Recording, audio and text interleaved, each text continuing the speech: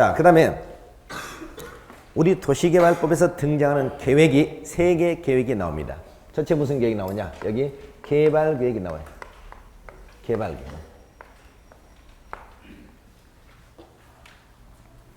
두 번째 무슨 계획이 나오냐?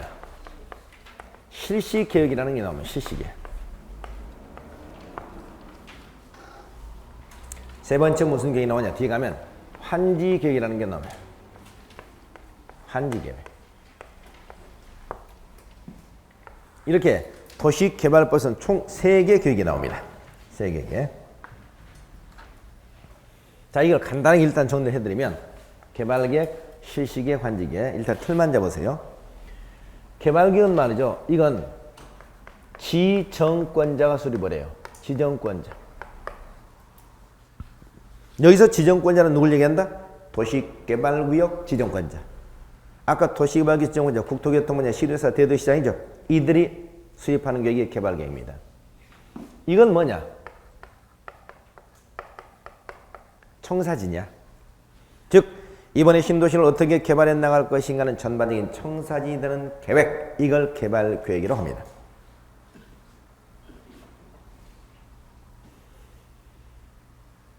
이건 개발 구역을 지정하기 전에 수립하는 겁니다. 보통. 이번에 여기 신도시를 지정하기 전에 이번에 이 개발 사업을 전반적으로 어떻게 해나갈 것인가를 큰 방향을 정하는 계획을 정하는데 이걸 뭐라고 한다? 개발계획. 개발계획. 누가? 지정권자가. 개발계획을 지정하고자 할 때 미리서 수립하는 청사진을 우리는 개발계획이라고 한다. 그 다음 실시계획. 실시계획은 누가 수립하냐? 사업 시행자가 수립합니다. 자, 보세요. 지정권자가 그러면 이제 개발계획을 먼저 수립하겠죠. 개발계획 수립하고 개발구역 지정하겠죠. 개발구역 지정하고 난 다음에 사업시행자를 지정해 줍니다. 지정권자가. 지정권자 사업시행자를 지정해 줘. 그러면 사업시행자가 이번에 이 사업을 어떻게 진행하겠습니다 라고 계획을 수립하는데 이걸 실시계획이라고 해요. 그러면 이건 뭐다? 구체적인 사업 시행 계획이죠.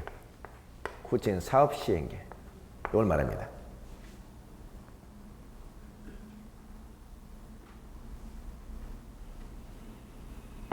이건 당연하게 무슨 계획에 부합해야 되냐? 개발 계획. 개발 계획에 부합해야 되겠죠. 네, 왠지 아시죠? 개발 계획은 지정권자가 수립한 청사진이고 지정권자가 사업시행자를 지정해 줬으니까 사업시행자는 자기를 지정해 줬던 지정권자가 수립한 청사진에 맞춰서 실시계획을 수립해야 될 거 아닙니까? 환지계획은 사업 시행자가 수립합니다. 중요한 것은 무슨 방식에서만? 환지 방식에서만. 다시 말해서 개발 사업을 여러분 수용 방법으로 사업을 시행하면 계획이 2개만 필요해요. 무슨 계획과 무슨 계획? 개발 계획과 실시. 그러나 환지 방식일 때는 방향 설정, 구체적 계획, 그리고 사업이 끝나고 난 다음에 사업 시행자가 여러분에게 땅을 어떻게 돌려주겠다는 약속을 하는 거죠. 이게 뭐냐? 약속이 환지계획입니다. 약속.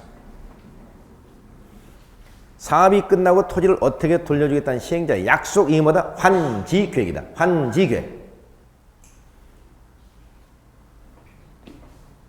자, 이렇게만 기억하겠습니다.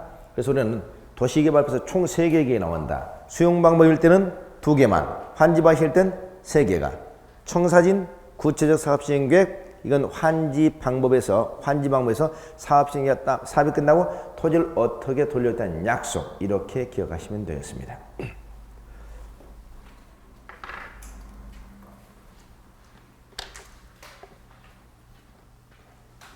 자, 그러면 여러분 교재 253쪽에 개발계획을 잠깐 보충하겠습니다. 자, 개발계획 보시죠. 개발계획은 뭐다? 누가? 개발구역의 지정권자가 사업시행을 위해서 수립하는 개발사업 전반에 걸친 뭐다? 방향설정, 청사진. 누가 수립한다고요? 지정권자가 수립하는 청사진 개발계획입니다. 어떤 일을 할 때는 어떻습니까? 항상 이 일을 어떻게 끌고 갈 것인가는 전반적인 청사진을 먼저 정해놔야죠. 그 청사진을 정해놓고 나중에 구체적 계획은 구체적으로 나와야 되잖아요. 그 청사진이 중요합니다. 자, 254쪽 봅니다. 254쪽이면 개발계획 수립 시기 나오죠. 당연하게 청사진은 언제 수립하겠습니까? 개발 구역을 지정하려면이라고 되어 있잖아요. 그러니까 우리는 청사진을 수립해놓고 개발구역을 지정하는 게 원칙이겠죠. 그래서 개발구역을 지정하려면 수립해야 됩니다. 그러나 2번 개발구역 지정 후에다 동그라미를 한번 쳐보세요. 개발구역 지정 후에 수립하는 경우도 있다는 얘기죠. 어떤 경우냐? 개발구역 공모 밑줄 공모. 요즘엔 말이죠. 이 개발구역을 전국적인 공모를 하는 경우가 있습니다. 공모. 이전 어때요? 우리는 우리나라의 행정관료주의적 사고방식이 많이 이제 어떻습니까? 옅어졌죠? 옛날에 행정관청이 굉장히 관료적이고 행정관청은 항상 민간인보다 우수하다 이런 사고방식이 굉장히 지배적이었잖아요. 근데 요즘은 오히려 행정관청이 민간을 따라가지 못해요. 실제로. 그렇죠? 오히려 무슨 뭐 전문 연구기관 같은 삼성이나 현대 연구소 같은 게 정부 연구소보다 오히려 더 정확하고 그렇다고요. 그렇기 때문에 전에 행정계획도 이 개발계획을 전부 다 행정관청이 수립했다고. 행정관청이. 이번에 신도시 하겠다 그러면 행정관청. 누구? 시도지사? 대도시장? 국토교통부장관. 이들이 도시개발계획을 지정하기 전에 자기들의 개발계획을 수립했다고요. 그러나 이제는 민간에게 이 개발계획을 갖다 공모를 합니다. 공모. 그러면 오히려 이런 민간들이 개발계획을 갖다 더 창의적이고 잘 수립하는 경우가 있어요. 그런 의미에서 개발계획 공모지도 한 2년 전부터 새로 신설된 겁니다. 그러면 개발계획을 공모한다. 그러면 개발계획 수립하는데 시간이 많이 걸리겠죠? 이때는 개발계획을 먼저 지정해놓고 개발계획을 나중에 공모한다는 겁니다. 그 다음에 대통령이 영역에서는 일정한 지역이라는 얘기죠. 일정한 지역. 대통령 영역에서는 일정한 지역은 어디냐? 특히 투기 가능성이 높은 미성숙지에 대한 몇 줄? 여러분 미성숙지라는 것은 말 이런 표현이에요. 미숙하는 얘기 들어보셨죠? 아직 덜 성장한 애를 미숙하라고 그러잖아요. 그럼 미성숙지 그럼 뭐예요? 땅이 아직 제대로 익지 않았다는 얘기지.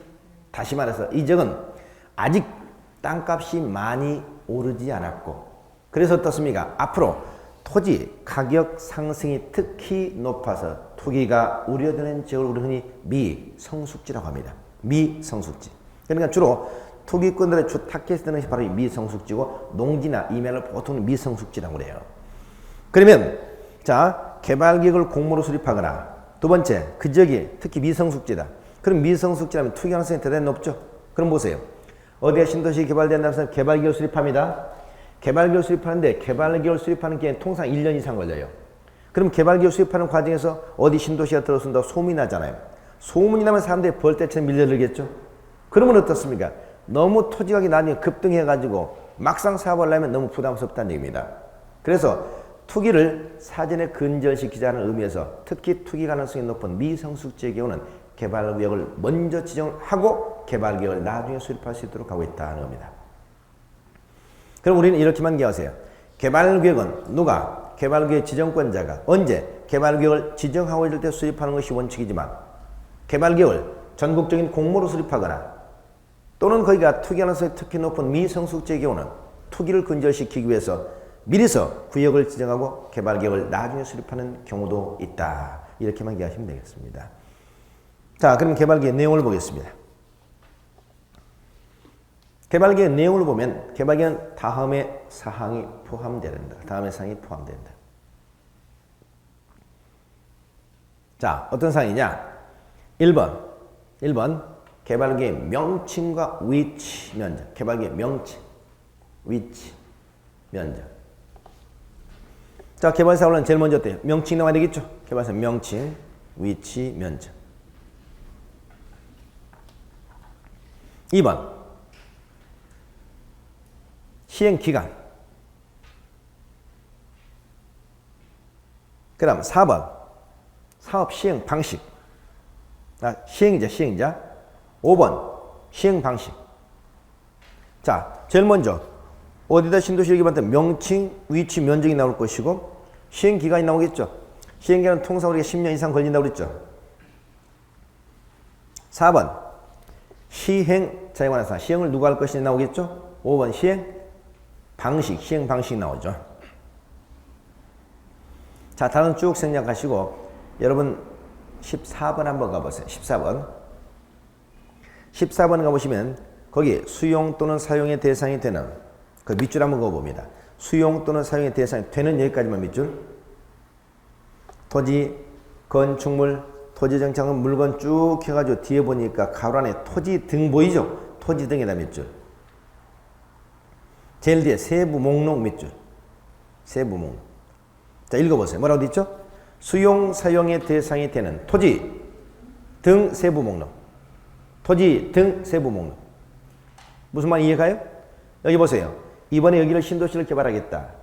그러면 신도시를 개발한 것을 수용방법으로 사업을 시행한다면 어떤 토지, 어떤 건물, 어떤 권리, 어떤 토지, 어떤 건물, 어떤 정착물, 어떤 권리를 수용할 것인가는 수용의 대상을 미리서 밝혀준다는 겁니다. 이걸 수용, 사용의 대상이 된 토지 등의 세부 목록 고시라고 합니다. 이게 아주 중요합니다. 이 세부 목록이 고시가 되면 사업시행이란 그 다음부터 수용이 가능하거든요. 그래서 세부 목록 고시 시점이 바로 수용의 시기야. 도시발 사업을 수용 방법이라는 게 가장 큰 관건이 아까 보상금이라고 했죠. 그러면 사업시행이란 항상 뭘 신경 쓰겠습니까? 어떻게 보면 보상금 부담을 줄일 것인가 이걸 신경 쓰겠죠. 그런데 사업이 지연되면 지연될수록 보상금은 눈덩이처럼 불어나잖아요. 그리고 언제 수용하느냐는 시기가 굉장히 중요해요. 굉장히. 그래서 도시발법에서 수용의 시기는 이 세부 목록 고시 이후부터 수용이 가능하다는 시점을 꼭 기억하시기 바랍니다. 그럼 결국 언제부터 수용할 수 있다는 얘기입니까? 이 세부 목록만 고시되면 수용할 수 있다는 얘기죠. 그렇죠? 근데 이 세부 목록이 어디에서 고시가 돼? 어디에서? 개발구역에서. 그러면 정상적이면 개발구역을 제일 먼저 수립하죠. 개발구역을 제일 먼저 수립하고 그 다음에 구역 지정하잖아요. 그 다음에 사업시행자하고 실시행 나오겠죠. 그러니까 순서를 본다면 이 개발구역 수립만 되면 곧바로 수용할 수 있다. 이 얘기는 수용의 시기를 최대한 앞당겨 주어서 사업시행자에게 보상금의 부담을 그만큼 경감시켜 주겠다는 의미가 담겨져 있다는 얘기입니다. 그래서 수용 시기가 굉장히 중요합니다. 자, 그래서 우리는 개발계획 내용은 이 정도만 기억하세요. 명칭, 위치 명제라든가 사업시행자, 사업시행 방식, 또 사업시행 기간, 그 다음에 수용사용에 대해서는 토지된 세부 목록, 이것만 기억하시면 되겠습니다. 그러니까 개발계획 내용은 절대 뭐는 없죠, 여기는? 뭐는? 구체적인 건 없잖아, 그렇죠? 방향 설정이 있기 때문에 구체적인 건 없어요. 그래서 간혹 이런 문제가 나옵니다. 여러분, 개발계획에는, 자 보세요. 개발계획에는 지구단위계획이 포함된다. 맞아요? 개발계획에는 지구단위계획이 포함된다. 아까 도시개발구역 지정하는 순간 지구단위계획 간주된다고 그랬죠? 그럼 지구단위계획 세부적인 계획이 나오긴 나와야 되겠죠? 이 지구단위계획 개발계획 포함되겠습니까? 포함이 돼야 안 돼요? 생각해 보세요. 왜? 지구단위계획은 가장 구체적 상세한 계획을 지구단위계획이라고 그러잖아요. 근데 개발계획은 막연한 방향설정에 불과하잖아요. 방향설정하면서 지구단위를 거기다 포함시킬 수가 있어 없어? 없지. 그래서 지구단위는 여기 나중에 실시계획에 포함되는 겁니다. 그래서 꼭 출제할 때 지구단위는 개발계획에 포함된다. 개발계획에 포함된다 이렇게 나오는데 이건 맞지가 않다 하는 거죠.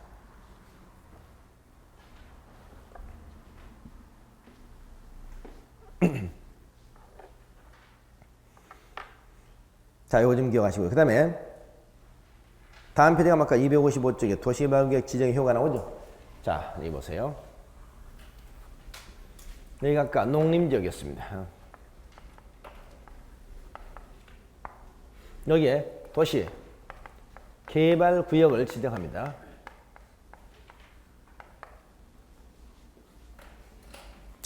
도시개발구역 지정을 했어요.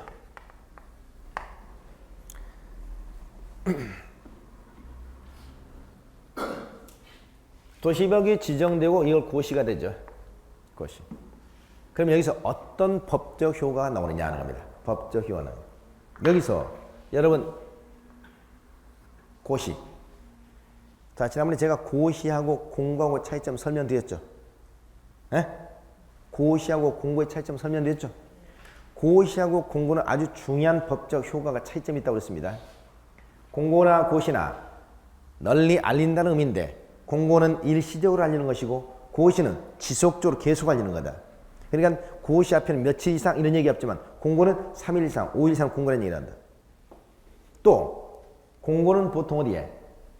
일간신문과 인터넷 홈페이지에다 공고하지만 고시는 국가에서 할 때는 관보에, 지방자치단체는 공보해야 한다. 공고는 법적 효과가 없지만 고시는 법적 효과가 있다는 것이 가장 중요한 차이입니다. 고시는 중요한 법적 효과가 있어요. 이걸 꼭 기억하셔야 됩니다. 그럼 보세요. 여기 도시개발구역 지정 고시잖아요. 공고가 아니죠. 개발구역 지정 고시. 그럼 무슨 얘기죠? 여기에 도시개발구역이 지정됐습니다 하는 사실을 아까 지정권자가 관보나 공보이다 고시한다는 얘기죠. 그럼 고시는 며칠간 하는 거야? 계속 하는 거잖아요. 계속. 그죠? 지금부터 도시개발구역이다. 사업 끝날 때까지. 그러면 여기는 뭐가 있다고요? 법적 효과. 중요한 법적 효과가 있다는 의미다. 고시는 법적 효과가 있다. 이게 중요해요. 그러면 도시개발구역 지정되면 여기서 우리가 어떤 법적 효과가 있는가, 어떤 법적 효과가 있는가, 이걸 좀 보시면 되겠다. 아까 첫 번째 하나는 제가 말씀드렸죠. 여기 도시개발구역 지정되면 아까 두 가지가 간주된다고 그랬죠? 그죠? 첫째 뭐가? 도시, 지역이, 도시지역이 결정고시 된 것으로 간주가 됩니다. 두 번째 아까 지구 단위 계획구역, 지구 단위 계획격이 이런 것들이 결정되고 고시된 것으로 간주다. 이게 첫 번째 효과야. 하나. 두 번째, 여기에 갑, 을, 병. 갑, 을, 병이 여기서 토지를 가지고 있습니다. 자, 한번 생각해 보시죠. 여기가 도시개발구역이야. 개발구역에 갑, 을, 병. 여러분이 토지를 가지고 있어. 여러분이 갑, 을, 병이야. 여러분 갑, 을, 병이야. 기분 어때요? 응? 여러분이 다 갑이야. 개발구역 지정됐다. 기분 어떠냐고? 좋아요? 좋아요. 기분이 왜 좋은지 설명해 보세요. 왜 기분이 좋은지. 네? 첫째, 땅값 오르잖아요. 집값 상승되잖아요. 아까 농림지에 있을 때 집값 뭐 2만 원, 3만 원 갔었어. 근데 도시개발구역 지정은 집값 급등하죠? 두 번째, 집값 급등하는 순간 나중에 저 토지가 수용당하게 되면 뭐가 나와? 보상금 나오죠? 보상금도 그만큼 늘어나잖아요. 보상금이 요즘은 굉장히 현실되어 있습니다. 그래서 대부분 요즘은 공시지가 이상으로 전부 다 보상을 해줘요. 실제로는. 그러니까 보상금이 굉장히 많이 나와요. 얼마나 보상금이 많이 나오느냐? 이 땅 안 봐도 보상금 많이 나와. 왜? 여기에 땅 가지고 있는 갑을병은 100평, 200평 땅 가지고 있는 사람이 아니야. 예. 우리가 도시에서 땅 가지고 있는 100평, 200평 작은 땅들이지만 저기는 어때요? 도시 외곽적이잖아요. 노후에 가서 나는 뭐예요? 농사나 짓고 살려고 논사나 썼죠. 과수원사나 썼죠. 이게 신도시가 됐단 말이죠. 몇천 평에서 몇만 평 이런 땅들이 대부분이에요. 그리고 그 땅은 샀기 때문에 평당 살 때 5천, 3천 주고 샀죠. 근데 지정수원이 몇십만 께서 여기로 오르잖아요. 그죠?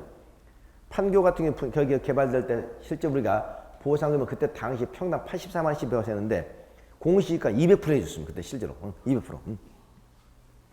그러니까 이렇게 되면은 이 땅들이 대박이 나오는 거죠. 그래서 판교에서도 마찬가지, 옛날 파주 같은 경우도 마찬가지. 이런 것을 보상금을 많이 받은 사람이 300억, 400억까지도 보상을 받아요. 300억, 400억. 하루아침에 뭐라 그래? 돈벼락을 맞았다고 그러죠. 돈벼락. 그러니까 가만히 보면 말이죠. 열심히 일하는 사람들은 큰 부자는 못 돼요.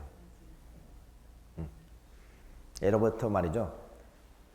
소부, 작은 부자는 유근, 근면에 쏘지만 대부는 유천이다. 하늘에서 준다고 그랬어요. 그 말이 딱 맞아요. 그러니까 여러분 열심히 일하지 마세요. 열심히 일하지 마시고 좋은 데다 땅 사놓고 기다리고 있어야 돼. 그럼 갑자기 300억, 400억 부자가 돼요. 실제로 이런 사람들이 많이 나왔습니다. 그러니까 이 사람들은 돈이 굉장히 많이 나와요. 자, 그러면 땅값 오르고 보상 많이 나오면 좋죠. 여기서 끝나는 게 아니야. 여기서 끝나는 게 아니고 여러분이 보상금 받잖아요? 그럼 보상금 가지고 그 돈 가지고 뭐 할 겁니까? 네? 보상금 나면 제일 먼저 뭐부터 해요? 아니야. 땅 사는 게 아니고 보통 보면 보상금 나면 제일 먼저 하는 게 아까 차부터 바꿔요. 차부터 바꾸고 두 번째 이제 눈사람을 좀 왔다 갔다 해요. 그래도 돈이 남잖아요. 그렇죠? 돈이 지겨울 정도 되면 이 돈 어디다 투자할 것인가 생각을 해. 게다가 대부분 어디다 한다? 인근 지역에다가 대토라는 겁니다. 대토. 여러분 대토라는 거 아시죠?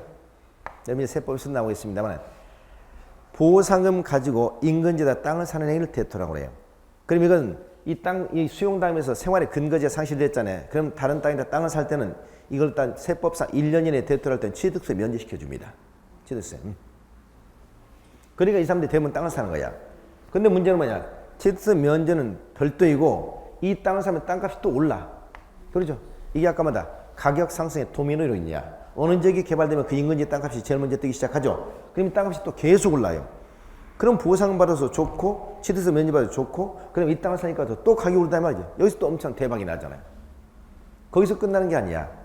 이 안에서 주택이라든가 이런 주택을 가지고 있었다. 이 사람은 갑자기 쫓겨나야 되잖아요. 그럼 보상금과는 별도로 이주 자연의 자유를 침해받았잖아요. 그래서 이 사람한테 생활의 근거를 마련해 주기 위해서 이 사람한테 뭘 주냐?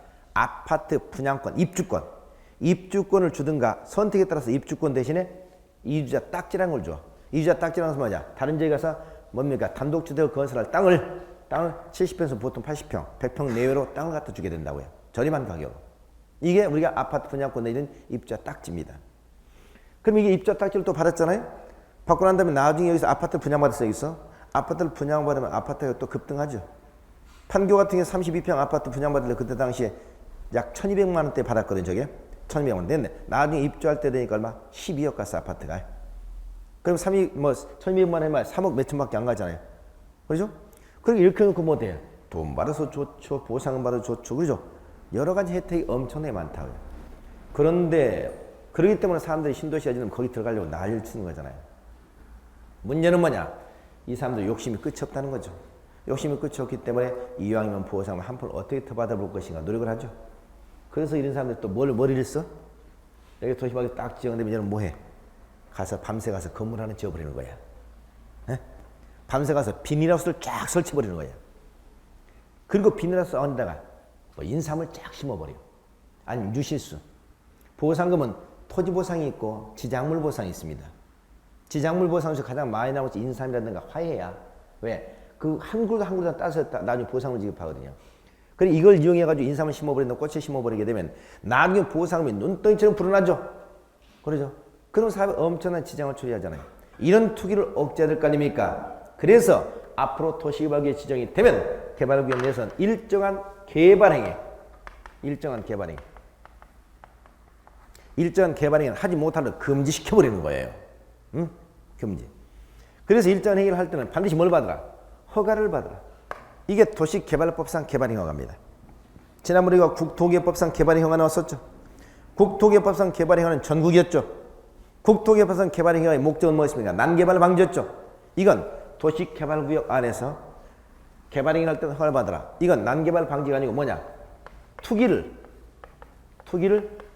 방지하자는 겁니다. 투기 방지. 그래서 이 개발행위가 크게 한 7가지가 나와요. 7가지. 자, 교재 보세요. 여기 개발행위 허가 나오죠. 도시개발구역 지정하는 주민 등의 의견 청취로 공고가 있는 적 첫 번째 몇 줄? 두 번째 도시개발구역 둘. 이겁니다. 여기서 우리는 도시개발구역 지정고시 된 경우뿐만이 아니라 전에는 도시개발구역 지정고시가 되면 이런 행위를 금지시켰어요. 그런데 그렇게 보니까 좀 효과가 떨어지더라 이 말이죠. 왜? 우리나라 사람들이 머리가 참 좋잖아요. 특히 나쁜 쪽으로는. 그리고 또 하나 특징. 언론이 굉장히 앞서가잖아요. 어디가 신도시가 지정된다 그러면 정부에서 발표되기 전부터 언론에서 이미 도면까지 다 나와버려요. 어디 지정될 것 같다. 그러면 개발구역이 지정이 돼버리면 투기를 못하니까 어떻게? 예정적만 발표가 되면 예정지에서 미서 가서 투기를 해놓는다 이 말이죠. 그러니까 지정되고 난 다음에 이렇게 해봐야 소용이 없다는 얘기죠. 그래서 한 단계를 앞당겼습니다. 자, 이게 뭐예요? 공고된 지역. 공고된 지역.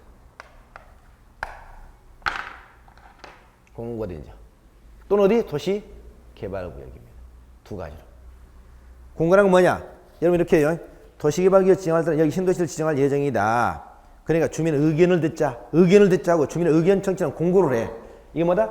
주민의 의견 청취는 공고된 지역 또는 도시개발구역입니다. 그러니까 개발구역이 지정이 되면 자동적으로 허가를 받아야 되고 개발구역이 아직 지정이 안 됐다 하더라도 공고만 되면 그때부터 개발 허가를 받도록 더 강화시켰다는 겁니다. 강화. 그래서 앞으로 이 도시개발법상 개발 허가는 주민의견 청취는 공고된 지역 또는 도시개발구역입니다. 이 안에서 각종의 개발행위는 금지된다. 그 개발행위를 하고 싶을 때는 행정관청이 뭘 받아라? 허가를 받아라. 그 허가 받을 사항이 몇 가지가 있다? 7가지가 있고 이건 뭘 방지하기 위해서다? 투기를 방지하기 위한 것이다. 이 투기는 뭐냐? 보상금을 더 받기 위한 투기죠. 자, 그래서 교재 보겠습니다. 거기 보니까 1번 건축물의 건축, 그 다음에 뒤에 대수선, 용도 변경까지죠. 건물의 건축, 대수선, 용도 변경. 지난번에 국토기획법상 건축물의 건축뿐이었어요. 근데 이는 건축물 건축뿐만이 아니라 뭐도? 대수선이나 용도 변경까지도 개발 허가를 받으라는 얘기죠. 왜 그러느냐? 건축물에 건축하게 되면 어때요? 보상금 더 나오겠고 대수선이라는 건 뭡니까? 기존에 건물이 있었다는 거죠. 근데 대수선을 하게 되면 건물의 평가 금액이 달라져요. 평가 금액이 달라도 보상금 더 나오잖아요. 용도 변경도 마찬가지입니다. 그래서 세 가지를 다 금지시키는 겁니다. 2번 공작물 설치. 대표로 비닐하우스 설치죠. 그 다음에 형질 변경, 토속 채취, 토지 분할, 물건을 쌓아놓는 행위, 그리고 7번 뭐예요? 중목의 벌채식재 밑줄, 중목의 벌채식재. 중목의 벌채식재 얘기는 추가로 들어갔죠? 지난번에 국토기획법상 중목의 벌채식재는 없었잖아요. 왜냐? 거기는 난개발 방지이기 때문에 나무를 베어내고 심는 게 난개발과 관련이 없잖아요. 여기는 나무를 심거나 나무를 베어내는 것도 문제가 된다는 얘기입니다. 그래서 이런 7가지 건축물의 건축, 공작물 설치, 토지 형질 변경, 토속 채취, 토지 분할, 물건을 쌓아놓는 행위, 중목의 벌채식재 이런 7가지는 앞으로 뭐가 된다? 금지된다. 이런 7가지 행위를 때 뭘 받으라? 허가를 받으라. 누구에게? 6개 지역 장에게. 거기도 보세요. 6개 지역장이 누구죠? 특별시장, 광역시장, 특별자치도지사, 시장 후수. 역시 여기도 누가 빠져 있어? 그렇습니다. 그러니까 도시개발법에서만 아직 특별자치시장이 빠져 있어요. 특별자치도지사가 먼저 나왔거든요. 그러니까 특별자치도지사는 들어가 있고 도시개발법에서는 아직 특별자치시장이 빠져 있다는 겁니다. 그러나 여러분은 그냥 6개 지역 장등으로 기억하시면 되겠습니다. 이게 개발의 허가입니다. 자, 보세요. 그래서 앞으로 어느 적이 도시개발구역 지정고시가 되면 고시는 법적 효과가 있다. 그래서 2가지 법적 효과. 첫째, 개발구역은 도시적이 간주된다. 자동적으로. 또 개발구역은 지구단위 계획 결정고시가 된다.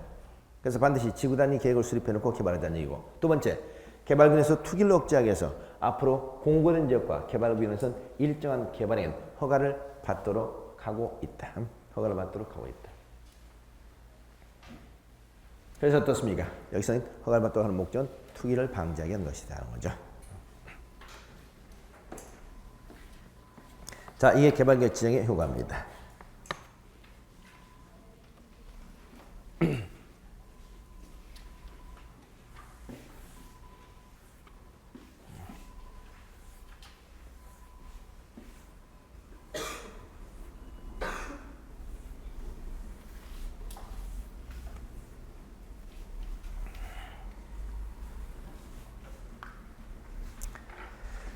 자, 그 다음에 이제 도시개발 사업시행자입니다. 도시개발 사업시행자.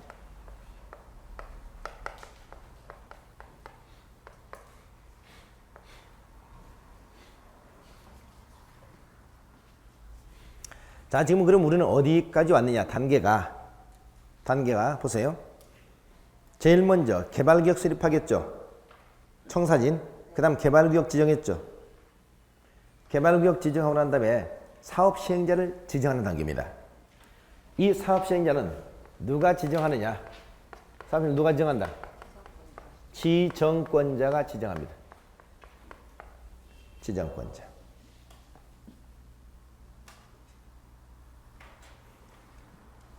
그러니까 순서를 본다면 자 보세요. 지정권자가 개발구역 수립한다. 그리고 지정권자가 개발구역 지정한다. 지정권자 사업시행자를 지정한다는 얘기죠. 이때 우선 지정이라는 게 있습니다. 우선 지정.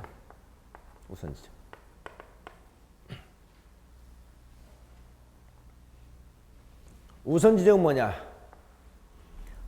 사업시행자를 지정권자 지정하면서 누군가를 우선적으로 지정해야 되는 경우가 있다는 얘기입니다. 여기는 2가지가 있는데, 첫째, 재량적 우선 지정하고 두 번째 의무적 우선 지정이 있습니다.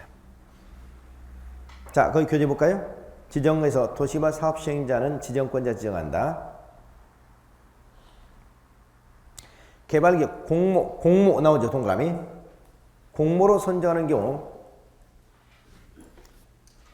선정된 개발계획의 응모자가 사업 시행자 자격 요건을 갖췄으면 응모자를 우선적으로 지정할 수 있다고 돼 있죠.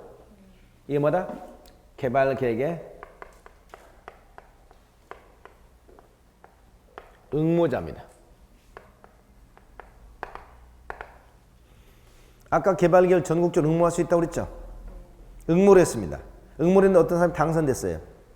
그러면 그 당선된 선정된 응모자는 이 개발계획을 수립한 사람이기 때문에 이 개발계획을 수립했던 응모자가 사업 시행자 자격 요건만 거쳤다면 이 사람에게 사업을 맡기는 것이 자기의 개발계획도 체결할 수 있지 않겠냐 말이에요. 그래서 응모자를 우선적으로 사업 시행 지정할 수 있다. 이 규정이 신설된 겁니다. 또는 2번.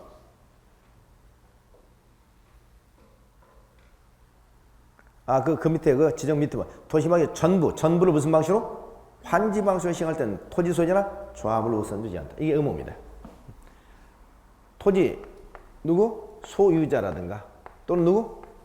조합을 우선적으로 지정한다. 어떤 경우? 전부 환지 방식.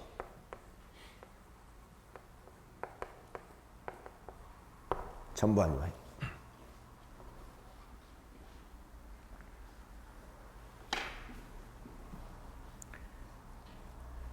다시 한번 도시개발 사업 시행자는 누가 지정한다? 지정권자가 지정한다. 이때 지정할 수 있는 게 우리가 여기 나오지 않았습니다. 약 한 12가지 정도가 있는데 그 중에서 개발계획을 공모로 수립하는 경우에 응모자가 시행자 자격 요건을 가졌으면 응모자를 우선적으로 지정할 수 있다. 할 수 있다는 것이고 개발사업 전부를 환지 방식으로 한다. 전부를 환지 방식으로 한다는 것은 환지에 관해서 가장 큰 이해관계를 가지고 있는 사람들 있죠. 가장 큰 이해관계를 가지고 있는 토지 소유자나 조합을 반드시 우선 지정해야 합니다. 우선 지정해야 된다. 여기는 할 수 있다고 여기는 해야 한다. 이것만 좀 기억해 두시기 바랍니다.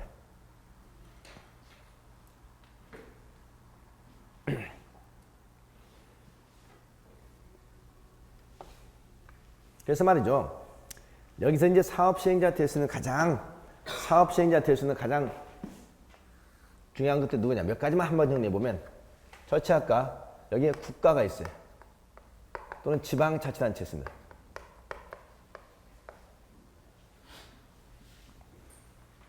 그 위에 사업 시행자 옆에다 적어봤어요. 큰 목재다. 국가나 지방자치단체 도시개발 사업 시행할 수 있다는 얘기죠. 네? 그런데 사실 우리가 국가가 직접 나서서 도시개발 사업을 시행하는 경우는 별로 없어요. 국가는 요즘에 해야 될 일이 많은데 국가 신도시 개발하는 사업 못하죠. 또 지방자치단체가 사업을 시행하는 경우 있다 없다? 이것도 초창기는 좀 있었죠. 예를 들면 지금 현재 판교신도시는 성남시하고 한국토지주택공사 공동 사업을 시행한 거야. 지방자치하는 경우죠. 그래서 국가나 지방자치단체 사업을 시행할 수는 있다는 겁니다. 이건 누구라고 그래? 관청이잖아요. 두 번째, 아까 공공기관이나 정부 출연기관 있겠죠? 이들이 사업을 시행할 수 있어요. 공공기관 아까 대표는 뭐예요? 한국토지주택공사. 세 번째는 지방공사가 있습니다. 보세요. 2번은 누가 투자한 것이고 국가가 투자한 것이고 3번은 지방자치단체가 투자한 거잖아요. 그렇죠? 그러나 2번과 3번은 행정관청 2단이다? 행정관청은 아닙니다. 행정관청은 아니야. 그러나 우리는 보통 여기까지 묶어서 뭐라고 하냐? 여기까지 묶어서 보통 우리가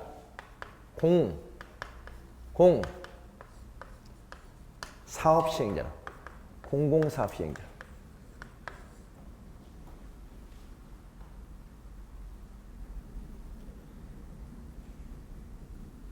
그건 무슨 말이야? 국가 지방자치라는 그들이 투자했던 기관은 민간 사업 시행자분은 사업의 공신력이 뛰어나다는 얘기죠.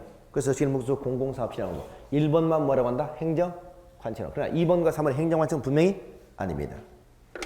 그 다음에 두 가지만 더 보죠. 첫째, 토지 소유자입니다. 토지 소유자.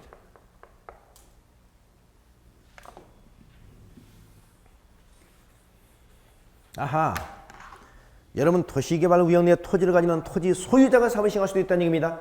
토지 소유자 사업을 시행할 때는 아까 주로 무슨 방법으로 해서 환지 방법으로 많이 한다고 했죠. 그러면 여러분이 도시개발구역 땅 200평 가지고 있어.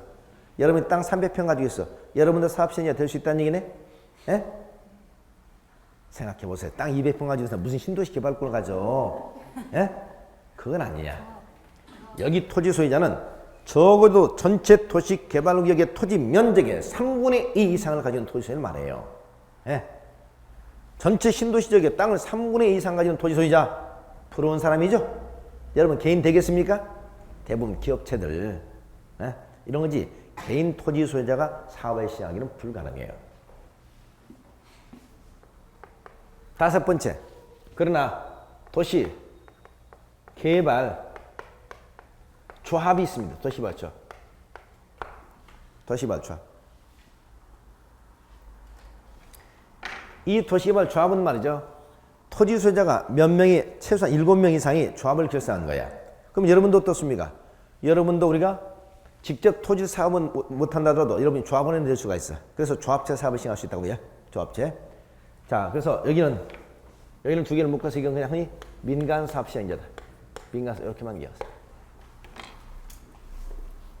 공공사업 시행자, 민간 사업 시행자. 공공사업 시행자, 민간 사업.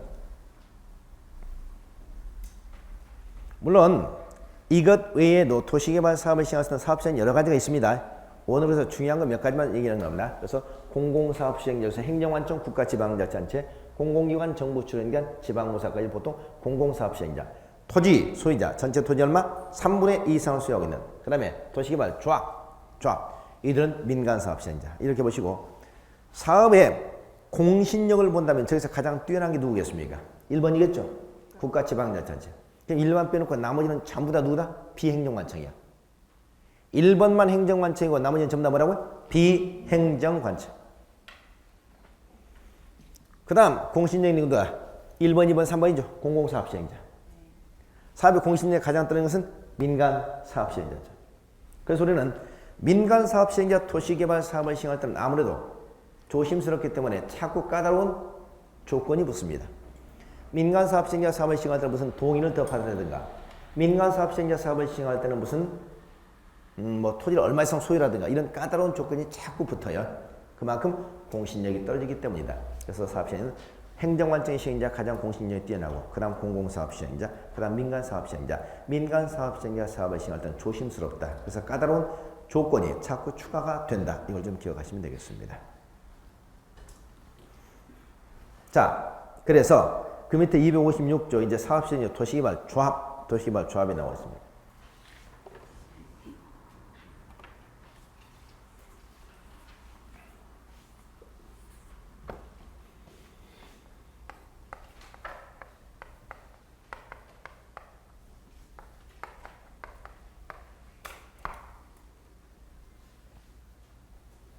도시개발 조합. 자, 우리 공법에서 말이죠. 조합은 굉장히 중요해요. 우리 공법에서 조합이 정확하게 3번이 나올 겁니다. 오늘 도시개발법에서 도시개발 조합이 나오고요. 다음 주에 정비법엔 정비사업 조합이 나와요. 주택법엔 주택조합이 또 나옵니다. 그래서 도시개발조합, 정비사업조합, 주택조합, 공법에서 총 조합이 3번 등장하는데, 이 조합은 출제 빈도가 대단히 높아서 몇 문제 나오냐? 조합은 거의 3문제가 다 나온다고 보시면 돼요. 올해 같은 경우는 무려 조합 문제만 거의 한 5문제 정도 나와버렸습니다. 조합 문제만. 아주 때로 나왔어요. 시죠?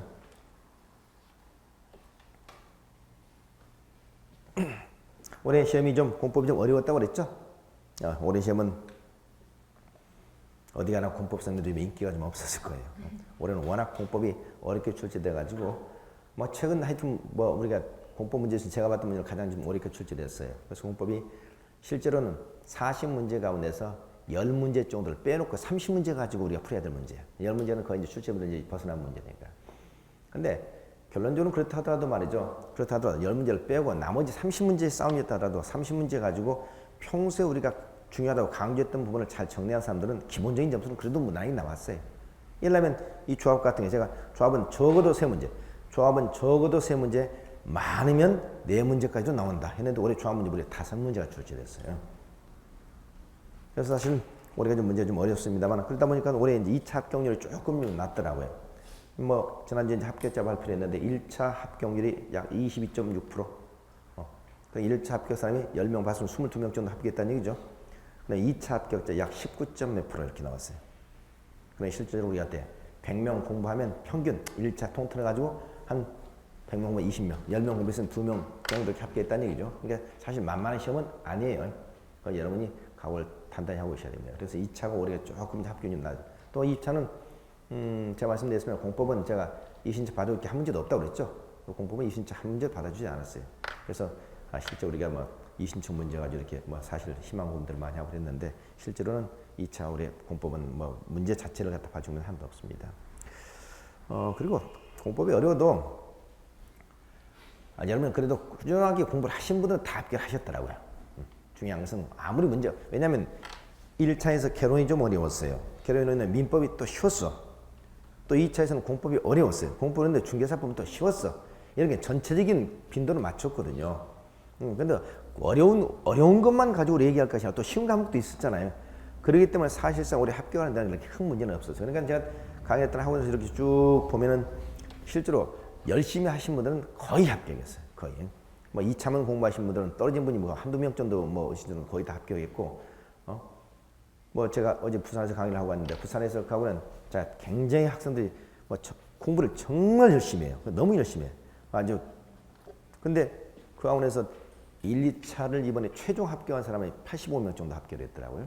그러니까 1차만 합격한 사람까지만 약 150명 정도 합격했는데, 근데 1차 최종 합격한 사람이 85명이 나왔으니까 전국적으로 가장 합격이 많이 하는 학교. 근데 거기 사람들 그렇게 열심히 하니까 다 그렇게 합격을 하더라는 얘기죠.